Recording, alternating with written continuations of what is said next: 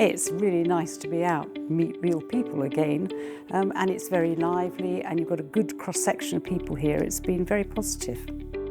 I've really enjoyed the Catalyst conference. A wonderful group of people in the room, very diverse from all different parts of the rural community, and a great excitement about the potential opportunities for working together to develop the rural economy.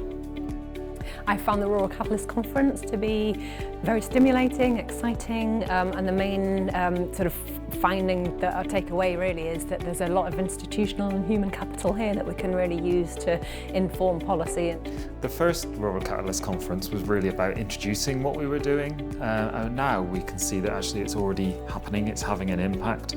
The last year has been really busy in developing new challenges, getting them out there and getting responses to those challenges, engaging the communities we want to be working with.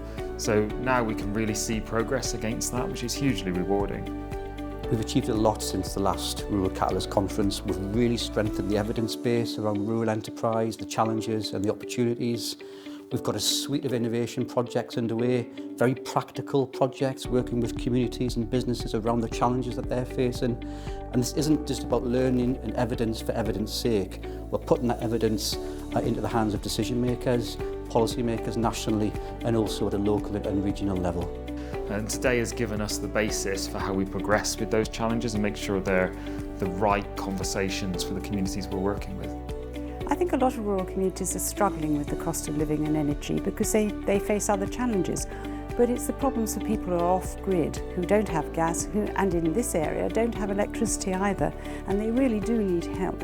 It's hard to be very optimistic about the future for any companies at the moment. We face unprecedented headwinds, I think, coming off the back of the COVID crisis and going into the cost of doing business crisis. But rural businesses will cope. They have shown themselves to be resilient during COVID, and I think there are great opportunities for growth. So the rural economy needs to respond to the cost of living and business crisis.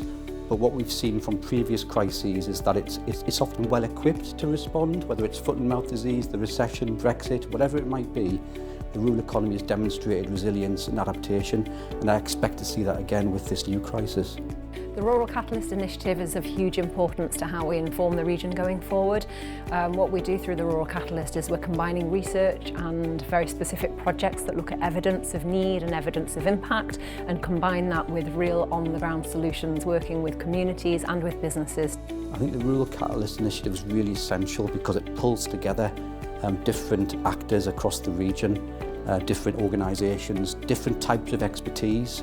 What we're trying to do under Rural Catalyst is trying to bring together all the different organisations that have a role to play in tackling some of these rural challenges. So it's not just about working with one grouping or another, it's about how we get all those voices in one place.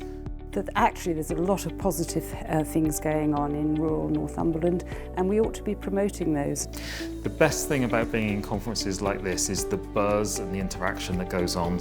I will take away from the conference a real sense of creativity.